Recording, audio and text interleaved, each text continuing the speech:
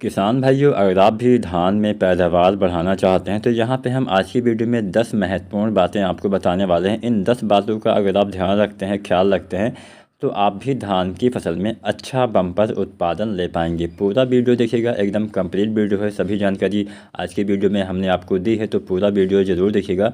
और कोई भी सवाल या सुझाव है तो नीचे कमेंट करिएगा। तो चलिए वीडियो स्टार्ट करते हैं, जानते हैं वो 10 बातें हमें क्या ध्यान देनी होती है। अब यहाँ पे कुछ गलतियाँ भी हम करते हैं, वो भी आपको बताएंगे। कुछ गलतियों के बारे में पहले चर्चा कर लेते हैं। सबसे पहली गलती क्या करते हैं? सबसे पहली गलती हम ये करते हैं किसान साथियों कि समय से हम समय का ध्यान नहीं देते हैं। मतलब समय से हम ना तो रोपाई कर पाते हैं, समय से ना तो हम सिंचाई कर पाते हैं, समय से ना तो हम खादों का इस्तेमाल कर पाते हैं। हम करते ज़रूर हैं, हम धान की रोपाई करते तो ज़रूर है, लेकिन समय से नहीं करते हैं। हम धान में खादों का इस्तेमाल करते तो ज़रूर है, लेकिन समय से नहीं कर पाते हैं। हम सिंचाई करते तो ज़रूर है, लेकिन समय से नहीं कर पाते हैं। तो ये जो समय होता है, ये सभी के लिए उतना ही महत्वपूर्ण होता है जितना हमारे फसलों के लिए भी होता है। तो समय का विशेषकर अच्छा ध्यान देना है, विशेष ध्यान देना है। समय से ही आपको रोपाई करनी है, तभी अच्छा उत्पादन मिलेगा। समय से रोपाई करने के लिए समय से आपको बीजों का चयन करना पड़ेगा, समय से नर्सरी डालनी पड़ेगी, तब आप समय से रोपाई कर पाएंगे। समय से खादों का इस्तेमाल, अब खाद का इस्तेमाल बहुत मैटर करता है आपके उत्पादन पे। अगर आप सही समय पे खाद नहीं डालते हैं, अच्छा उत्पादन कभी भी आपको नहीं मिलेगा। समय से खरपतवार का नियंत्रण करिए। ये सारी चीज़ें समय से ही आपको करनी पड़ती है। यहाँ पे बात हो रही थी खादों के बारे में, तो यहाँ पे कुछ लोग गलती क्या करते हैं कि धान की रोपाई कर दिया, अब 10, 12, 15, 20 दिन के बाद पहली बार खादों का इस्तेमाल किया। अब यहाँ पे क्या होता है, उनकी फसल 10, 12, 15 दिन, मतलब जितना दिन बाद में खाद डालेंगे उतना दिन पीछे आपकी फसलें चली जाती है, जिससे कल्ले कम रह जाते हैं, बाद में उत्पादन कम मिलता है। अब क्यों कम मिलता है, क्यों कल्ले कम रह जाते हैं? जब आप धान की रोपाई करते हैं तो आपके जो पौधे होते हैं मिट्टी से 3 दिन के भीतर अपना भोजन बनाने लगते हैं। अब जब आपने मिट्टी में कोई भोजन दिया ही नहीं, कोई खादों का इस्तेमाल किया ही नहीं, तो पौधे का विकास तो उतना तेज़ी से नहीं होगा जितना आपने सोचा होगा। पौधे का शुरुआती विकास कमज़ोर रह जाएगा, जिससे फ़र्क क्या पड़ेगा कि जब शुरुआती चीज़, जिसमें भी अगर इंसानों की ही बात की जाए, तो अगर बच्चा शुरुआत से कमज़ोर है, बाद में चाहे जो कुछ कर लीजिए उतना अच्छे से लाभ नहीं मिलता है। तो शुरुआती से ही आपको ध्यान देना पड़ता है, और शुरुआत वाली खाद आपको रोपाई के 3 दिन के भीतर डालनी पड़ेगी। चाहे आप डीएपी डालते हो, चाहे एनपीके डालते हो, चाहे एसएसपी खाद का इस्तेमाल करते हो। यहाँ पे भी बहुत से लोग गलती करते हैं। अब वो सोच के बैठे हैं कि हमें डीएपी ही डालना है, कई बार डीएपी नहीं मिलती है तो खाद ही नहीं डालते हैं। तो ऐसा गलती नहीं करना है। डीएपी डालिए, मिलती है तो डालिए, नहीं मिलती है तो आप एनपीके डालिए। एनपीके 12, 32, 16 डालिए, एनपीके 10, 26, 26 डालिए, एनपीके 14, 35, 14 डालिए। बहुत तरह के एनपीके भी आते हैं, 20, 20, 0, 13 डालिए। या फिर आप एनपीके भी नहीं मिलता है तो आप एसएसपी डाल सकते हैं, सिंगल सुपर फास्फेट डाल सकते हैं। 90 से 110 किलो के आसपास आप एसएसपी डालिए। या फिर अगर आप डीएपी डालते हैं किसान साथियों, तो डीएपी लगभग 30 से 40 किलो के हिसाब से आपको डालना होता है। अब सारी मात्रा रोपाई के समय ही, मतलब रोपाई के समय फास्फोरस वाली कोई ना कोई खाद आपको अवश्य डालनी चाहिए। अब यहाँ पे एक खाद आप नहीं डालते होंगे, आप डीएपी डालते होंगे, आप एनपीके डालते होंगे, आप यूरिया का इस्तेमाल करते होंगे। मैं आगे यूरिया के बारे में भी चर्चा करूँगा। लेकिन एक खाद ऐसी है किसान साथी जो पैदावार बढ़ाने में सबसे ज़्यादा मदद करती है, लेकिन उसका किसान साथी इस्तेमाल नहीं करते हैं, पता नहीं क्यों। किसान साथियों, आप पोटास का इस्तेमाल नहीं करते होंगे। क्यों नहीं करते होंगे? आपको उत्पादन में कमी ज़रूर देखने को मिलती होगी अगर आप पोटास नहीं डालते हैं। तो पोटास का बहुत काम होता है। पोटास से आपके पौधे के तने मजबूत होते हैं। कई बार आपने देखा होगा हमारी फसलें गिर जाती है। जब हमारी फसल गिरती है तो हमें सबसे ज़्यादा नुकसान होता है। फसल गिरने पे हमारी फसलें ख़राब हो जाती है, कटाई करवाते हैं, वहाँ पे दिक्कत आती है। कई बार ज़्यादा पानी रहता है, फसल गिर जाती है तो हमारी फसल ही सड़ जाती है पानी की वजह से। तो यहाँ पे फसल का गिरना बहुत ही नुकसानदायक होता है किसानों के लिए। चूहा नुकसान पहुँचा देता है, बहुत सी बीमारियाँ, फंगस लग जाता है, दाने ख़राब हो जाते हैं, दाने काले हो जाते हैं। तो यहाँ पे पोटास आपके तने में भी मजबूती लाता है। बहुत बार ऐसा भी हो सकता है कि हाँ कोई किस्म अच्छी ना रही हो, जिसमें जो है तने में उतना अच्छी मजबूती ना हो, लेकिन ज़्यादातर पोटास की कमी की वजह से ही आपके पौधे गिरते हैं। पोटास तने को मजबूत करता है। पोटास धान में रोग प्रतिरोधी क्षमता में विकास करता है, जिससे फसल में बीमारियों का अटैक भी कम होता है। अक्सर आपने देखा होगा बीमारियाँ हमारी फसल में आ जाती हैं, तो पोटास का इस्तेमाल करेंगे तो बीमारियाँ आएंगी, लेकिन कम, मतलब संभावना थोड़ा कम रहती है। इसके साथ साथ पोटास का मेन काम होता है फूल से लेके, मतलब आपके पौधे में फ्लावरिंग में, दाने के विकास में, इन सभी चीज़ों में काफ़ी मदद करता है। यानी बालियों के विकास में पोटास का काफ़ी अहम योगदान होता है। पोटास कब डालना होता है ये भी हम चर्चा कर लेते हैं। अब बहुत से किसान साथी जिन्होंने अभी तक पोटाश डाला ही नहीं है, उनकी धान की फसल 40 दिन 50 दिन की होने वाली है, तो वो 25 किलो पोटाश डाल के काम चला सकते हैं।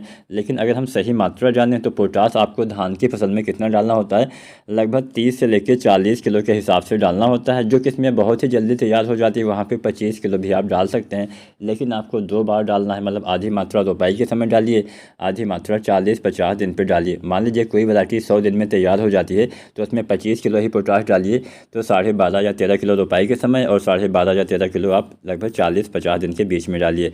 ऐसे ही कोई वैरायटी मध्यम अवधि वाली है तो उसमें 30 किलो या 35 किलो डालिए। मान लीजिए 30 किलो डालने वाले हैं तो 15 किलो रोपाई के समय डालिए और 15 किलो डालिए 40-50 दिन के बीच में। मान लीजिए कोई वैरायटी देर से तैयार होती है तो उसमें आपको डालना है 40 किलो, तो 20 किलो रोपाई के समय और 20 किलो 40-50 दिन पे। अब यहाँ पे जो समय है वो भी आपको अपने किस्म के हिसाब से बढ़ा लेना है। मान लीजिए कोई वैरायटी जल्दी तैयार होती है तो उसमें 40 दिन पे डाल लीजिए, कोई वैरायटी देर से तैयार होती है तो वहाँ पर आप 50 दिन तक डाल सकते हैं। मतलब 50 दिन के अंदर ही आपको डालना चाहिए, तब आपको अच्छा लाभ मिलता है। तो यहाँ पे हमने जो मात्रा बताई है वो एमओपी पोटाश की बताई है किसान साथियों। तो पोटाश आपको अवश्य डालना है। इसके साथ साथ जिंक डालते समय भी हम कुछ गलतियाँ करते हैं। जिंक का इस्तेमाल आप 2 तरह से कर सकते हैं। पहला और सबसे आसान तरीका तो छिड़काव विधि ही होता है, कम पैसे में आप निपट जाएंगे। तो अगर आप स्प्रे करना चाहते हैं तो पहली बार आपको स्प्रे करना चाहिए 20 दिन के आसपास, दोबारा से 40-50 दिन पे। तो जो 33% वाली जिंक आती है 700 ग्राम लीजिए, साथ में 2 किलो यूरिया लीजिए, इसका आप छिड़काव कर दीजिए। या फिर 21% वाला जिंक 1 किलो लीजिए, साथ में 2 किलो यूरिया लीजिए, साथ में छिड़काव कर दीजिए। या अगर आप यूरिया नहीं लेना चाहते हैं तो आप बुझे हुए चूने का पानी भी किसान साथी इस्तेमाल करके काम चला सकते हैं। मतलब या तो बुझे हुए चूने का पानी लीजिए या फिर यूरिया लीजिए, अकेले जिंक आपको छिड़काव नहीं करना चाहिए। ये तो हमने जाना कि हम पत्तियों के ऊपर कितना छिड़काव कर सकते हैं। दूसरा तरीका होता है मिट्टी में इस्तेमाल करने का, वो भी आप अपना सकते हैं। जब आप यूरिया डालते हैं 20-25 दिन पे, जब आप जिंक डाल दीजिए, जो 33% वाला जिंक सल्फेट आता है 5 से 7 किलो डालिए, या फिर जो 21% वाला जिंक सल्फेट आता है 8 से 10 किलो डालिए, साथ में यूरिया खाद का इस्तेमाल करिए। अब यूरिया के बारे में भी हम चर्चा कर लेते हैं। बहुत से लोग यूरिया डालते समय भी कुछ गलतियाँ करते हैं। कभी भी यूरिया आप तब मत डालिए जब खेत में पानी भरा हो, क्योंकि ज़्यादा पानी रहने से क्या होता है कि यूरिया सही से काम नहीं करती है। यूरिया की बात हो रही है तो धान में यूरिया कितनी बार डालना है? 3 बार डालना है। पहली बार रोपाई के समय या 1 सप्ताह के अंदर, दोबारा से लगभग 20 से 30 दिन पे, तीसरी बार 40 से 50 दिन पे डालिए। तो पहली बार अगर आपने रोपाई के समय डीएपी डाला है तो 18 से 20 किलो यूरिया रोपाई के 1 सप्ताह के अंदर डालिए। अगर आपने रोपाई के समय एसएसपी खाद डाला है यानी सिंगल सुपर फास्फेट डाला है, क्योंकि एसएसपी में नाइट्रोजन नहीं होता है, तो आपको यूरिया रोपाई के समय ही डालना चाहिए। मात्रा भी बढ़ जाएगी, लगभग 30 से 35 किलो यूरिया एसएसपी के साथ में, एक लगभग एसएसपी 90 से 110 किलो डालिए, साथ में आप डालिए यूरिया। किसान साथियों लगभग आपको 30 से 35 किलो रोपाई के समय ही इस्तेमाल करना है।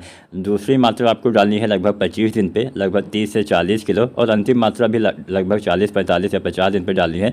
30 से 40 किलो यूरिया आपको इस्तेमाल करना है दोनों बार, मतलब दूसरी और तीसरी बार। अब यहाँ पे हमने यूरिया के बारे में तो आपको बता दिया। अब जब आप दूसरी बार यूरिया डालते हैं तो आपको एक खाद और डालनी है, सल्फ़र। सल्फ़र डालने से अच्छा लाभ मिलता है। मिट्टी का सुधारक भी सल्फ़र बोला जाता है। सल्फ़र डालने से नाइट्रोजन की क्षमता बढ़ जाती है। जो आप यूरिया डालते हैं काफ़ी अच्छे से आपके पौधे ले पाते हैं। और आजकल तो यूरिया गोल्ड भी आ गई है, तो अगर आपको यूरिया गोल्ड मिलती है तो सल्फ़र मिलाने की भी आवश्यकता नहीं पड़ेगी। लेकिन अभी अगर आपको नहीं मिल रही है तो जो नीम कोडेड यूरिया आती है 30 से 40 किलो डालिए, साथ में जो सल्फ़र आता है 90% वाला या 80% वाला 3 से 4 किलोग्राम आपको किसान साथियों इस्तेमाल करना होता है। सल्फ़र के इस्तेमाल से भी अच्छा लाभ मिलता है, पौधे में हरापन आता है, नाइट्रोजन की क्षमता को ये बढ़ा देता है। इसके साथ साथ बात कर लेते हैं कुछ ग्रोथ प्रमोटर के बारे में। अब ग्रोथ प्रमोटर बहुत तरह के आते हैं। बहुत से किसान साथी बोलते हैं काम करता है, बहुत से किसान साथी बोलते हैं काम नहीं करता है। तो यहाँ पे आपको पहले क्या करना है, थोड़ा सा ट्रायल करना है। अगर आपने मान लीजिए 1 एकड़ खेत में धान की फसल लगाई हुई है तो आपको आधे खेत में या फिर कितना भी, मतलब थोड़े से हिस्से में आपको जो है ग्रोथ प्रमोटर का इस्तेमाल करना चाहिए, और कुछ हिस्से में इस्तेमाल नहीं करना चाहिए, जिससे आप खुद ही अनुमान लगा सकते हैं कितना खर्चा आएगा। बहुत ज़्यादा खर्चा तो आएगा नहीं, एक बार इस्तेमाल करेंगे तो आपका कन्फ्यूजन तो दूर हो जाएगा। तो यहाँ पे कुछ हिसाब से थोड़ा बहुत तो काम करता ही है। ग्रोथ प्रमोटर 2 तरह से आते हैं, एक आता है दानेदार रूप में, एक आता है लिक्विड रूप में। तो यहाँ पे हम बात करेंगे सागरिका की। सागरिका भी 2 तरह से आता है, एक दानेदार एक लिक्विड वाला। तो दानेदार में भी दो तरह से आते हैं, एक आता है सागरिका जेड प्लस प्लस, एक आता है सागरिका गोल्ड। तो ज़्यादातर किसान साथी सागरिका जेड प्लस प्लस का इस्तेमाल करते हैं। तो धान में आप सागरिका जेड प्लस प्लस या फिर सागरिका गोल्ड भी डाल सकते हैं। लगभग 8 से लेकर 10 किलो के हिसाब से पर एकड़ तक धान की रोपाई के समय ही इस्तेमाल करना होता है। एक बार डालना है रोपाई के समय, इसके बाद नहीं डालना है। मान लीजिए रोपाई के समय ना डाल पाए हो तो रोपाई के 1 सप्ताह तक आप डाल सकते हैं, इसके बाद मत डालिएगा, क्योंकि जितना देर से डालेंगे उतना कम लाभ मिलेगा। तो यहाँ पे रोपाई के समय ही 8 से 10 किलो आपको जो है सागरिका जेड प्लस प्लस या फिर सागरिका गोल्ड का इस्तेमाल कर देना है, अच्छा लाभ मिलेगा। मान लीजिए रोपाई के समय आप दानेदार वाला ग्रोथ प्रमोटर ना डाल पाए हो तो बाद में भी आप इसकी पूर्ति कर सकते हैं लिक्विड वाले से। जो सागरिका लिक्विड आता है इसकी आपको 250 से 500 ml मात्रा पर एकड़ के हिसाब से आपको कल्ले निकलते समय पहली बार इस्तेमाल करना है, दोबारा से बालियाँ आने से पहले इस्तेमाल करना होता है। वैसे एक बार डाल के भी आप काम चला सकते हैं कल्ले निकलते समय। तो यहाँ पे 250 से 500 ml आपको सागरिका डालना चाहिए, अच्छा लाभ मिलेगा। समय से डालेंगे तभी अच्छा लाभ मिलेगा।